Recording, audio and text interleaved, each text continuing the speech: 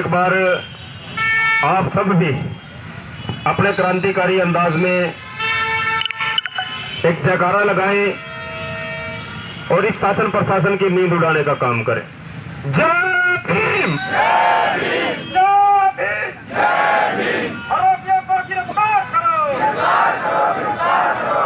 संजय भाई को इंसाफ दो, इंसाफ दो, इंसाफ दो। संजय भाई को इंसाफ दो, इंसाफ दो, इंसाफ दो। दलितों पे अत्याचार बंद करो, बंद करो, बंद करो।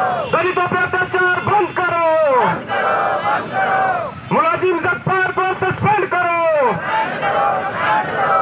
अवैध खनन को बंद करो, बंद करो, बंद करो। अवैध खनन को बंद करो, बंद करो, बंद करो। सम्मानित साथियों, मेरे से पूर्व सभी क्रांतिकारी साथियों ने आपको मामला और मामले की संगीनता दोनों को बड़े अच्छे तरीके से समझाने का प्रयास किया। मामला सभी को आपको पता है कि किस तरीके से हमारे एक सामाजिक भाई को बड़ी बेरहमी के साथ उसको उठाकर किडनैप कर गन पॉइंट पर ऐसे पिटा गया जैसे उसने बहुत बड़ा क्राइम कर दिया गया। उसको ऐसे पीटा जैसे उन लोगों की मंशा थी कि आज संजय का मर्डर करेंगे। उसको गन पॉइंट पर रखकर बंदिशन उसकी एक वीडियो बनाई गई और उस वीडियो में यह कहा गया कि वो अवैध वसूली लेने के लिए यहां पर आया।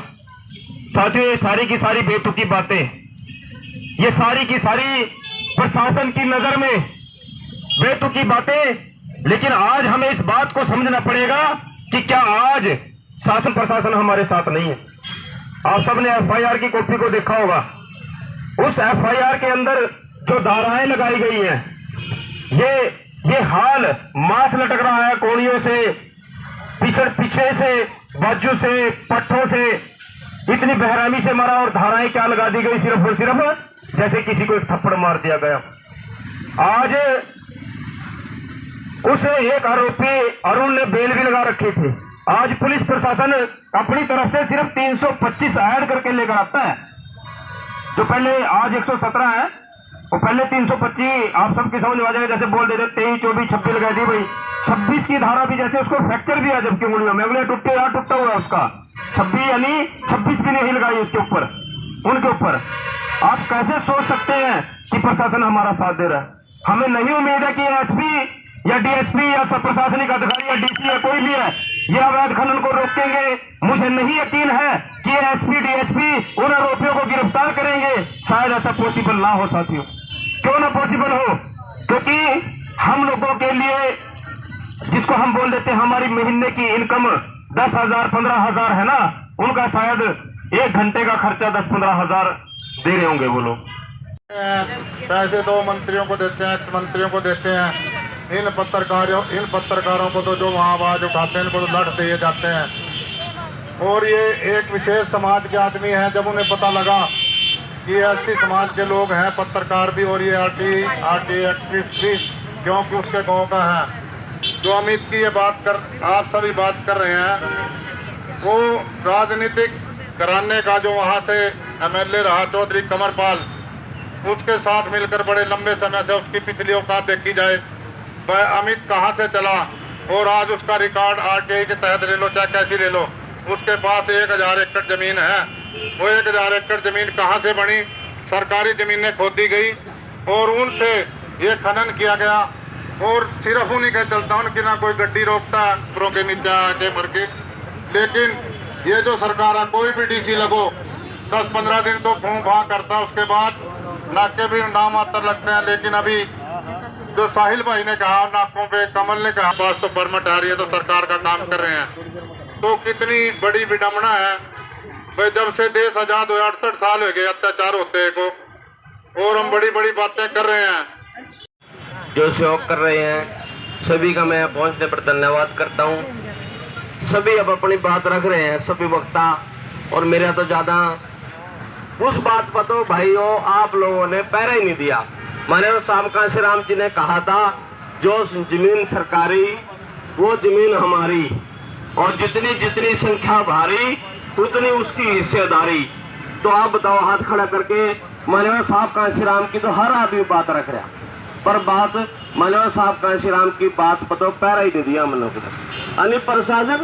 प्रशासन तो आपके दहलीज पे, आपके गेट पे खड़ा होता। कमल जी कह रहे थे भी आने वाला समय अगर हमारा आ गया फिर ये कहाँ लुकने की जगह नहीं मिलने की। तो मैं तो आपसे निवेदन कहता हूँ कि आप एकजुट होकर प्लेटफार्म पे आ जाओ, और जिसकी सत्ता होती है ना वो मास्टर चाबी होती है, वो सारे रास्ते खनन ये जो से खनन की बात कर रहे हैं ना, सोच भी नहीं सकने अगर आप लोगों की सत्ता होगी। सत्ता से ये सभी बात बढ़ती है।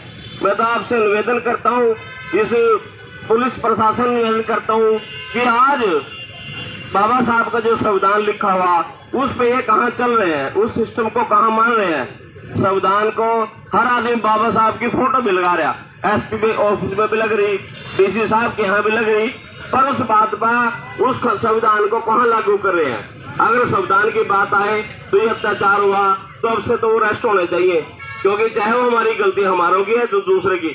आज 1850 की बात नहीं है जब लोगों को इकट्ठा करके एक बदमाश या ठेकेदार, पहले एक एसपी साहब आए थे यहाँ, उन्होंने कहा 1850 की बात नहीं, क्योंकि पुलिस वो ठेके वाले थे क्या थे जो शराब पैसे बेचते थे ना 2 नंबर की, तो उनको ठेके वाले पकड़ के बेचते थे, बीमारी नहीं बेची, तुमने दूसरे की बेच दी। तो उस एसपी ने कम से कम जो है ठेकेदार अंदर दिए थे, जबकि उनकी भी तो पहुंच थी, पर उन्होंने संविधान का जो है ना कानून लागू किया था। मैं तो निवेदन करता हूँ कि पुलिस प्रशासन से जो कानून बनता है, तो इन जिन्होंने खनन में ऐसा मार पिटाई करी, अगर कोई हमारे साथ गलती थी, हमारे साथियों की गलती थी, तो पुलिस में जाए वो भी हमारे को ब्लैकमेल कर रहा है, हमारे को रोक रहा, किसी बात का हमारे खिलाफ मुकदमा दर्ज कराते हो क्या? 1850 है क्या? अब 1850 है क्या? अब ये मुझे बताइए, एसपी साहब भी 1850 की है क्या भाई? जो जिनको बदमाश है, जो खनन कर रहे हो, जिस मर्जी को पकड़ के छेद दे, जिस मर्जी को पीट दे, क्या ऐसा राज गुंडा राज है क्या? मैं तो निवेदन करता हूँ एसपी साहब से भी जल्दी से जल्दी इनको अरेस्ट करे और जेल के अंदर करे जाए, ताकि ये लोगों को इंसाफ मिल सके। सभी ने मेरी बात सुनी, सभी का धन्यवाद। जय भीम, जय भारत।